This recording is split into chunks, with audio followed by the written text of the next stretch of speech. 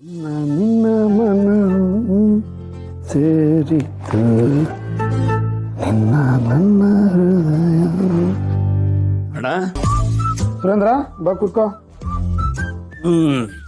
ಏನಣ್ಣ ಇತ್ತೀಚೆಗೆ ಯಾವಾಗಲೂ ಖುಷಿಯಾಗಿರ್ತೀಯ, ನಗ್ನಗ್ತಾ ಇರ್ತೀಯ, ಒಬ್ಬೊಬ್ಬನೇ ಹಾಡ್ತಿರ್ತೀಯ, ಏನ್ ಸಮಾಚಾರ?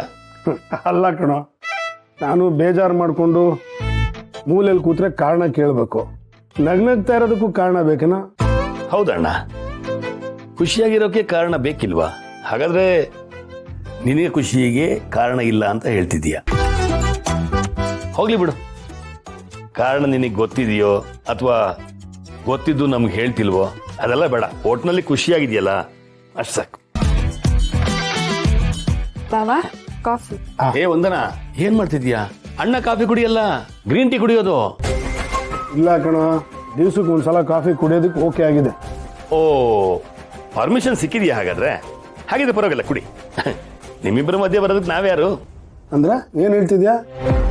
ಅಲ್ಲಣ್ಣ, ನೀನು ಏನ್ ಕುಡಿಬೇಕು ಏನ್ ತಿನ್ಬೇಕು ಅಂತ ಜಾನಕಿಯವ್ರ ಪರ್ಮಿಷನ್ ತಗೋತೀಯಲ್ಲ, ಅದಕ್ಕೆ ತಿನ್ನೋ ವಿಷಯದಲ್ಲಿ ಮತ್ತೆ ನಿನ್ನ ಆರೋಗ್ಯದ ವಿಷಯದಲ್ಲಿ ನಿಮ್ಮಿಬ್ಬರ ಮಧ್ಯೆ ಬರೋದಕ್ಕೆ ನಾವ್ಯಾರು ಅಂತ ಹೇಳ್ದೆ ಅಷ್ಟೇ ಅಲ್ವಾ ವಂದನಾ? ಹೌದೌದು, ಜಾನಕಿ ಅವ್ರು ಬಂದು ಹೋದ್ಮೇಲೆ ಬಾವಂಗೆ ಹೆಲ್ತ್ ಮೇಲೆ ಕಾಳಜಿ ತುಂಬಾ ಜಾಸ್ತಿ ಆಗಿದೆ.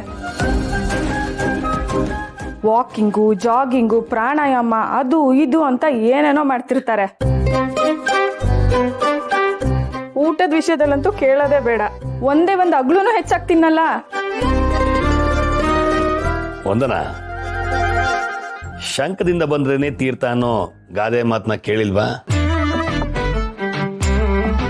ಹೇಳಿದ್ರೇನೆ ಮುಖದಲ್ಲಿ ನಗು, ಮನಸ್ಸಲ್ಲಿ ಸಂತೋಷ ಬರೋದು. ಸುರೇಂದ್ರ, ಇತ್ತೀಚೆಗೆ ನೀನು ವಿಚಿತ್ರವಾಗಿ ಮಾತಾಡ್ತಾ ಇದೀಯ. ನಿನ್ನ ಮಾತಿಗೆ ಬರೀ ಒಂದ್ ಅರ್ಥ ಇರಲ್ಲ.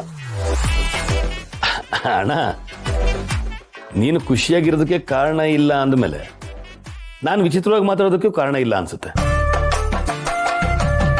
ಎಲ್ಲದಕ್ಕೂ ಕಾರಣ ಹುಡುಕ್ತಾ ಕೂರಬಾರ್ದು. ಕಾಫಿ ಕುಡಿ. ಇಲ್ಲ, ಇನ್ನು ಹೆಚ್ಚು ದಿನ ನಾನು ನನ್ನ ಮತ್ತೆ ಜಾನಕಿ ಅವ್ರ ವಿಷಯನ ಮುಚ್ಚಿಡಕ್ಕಾಗಲ್ಲ.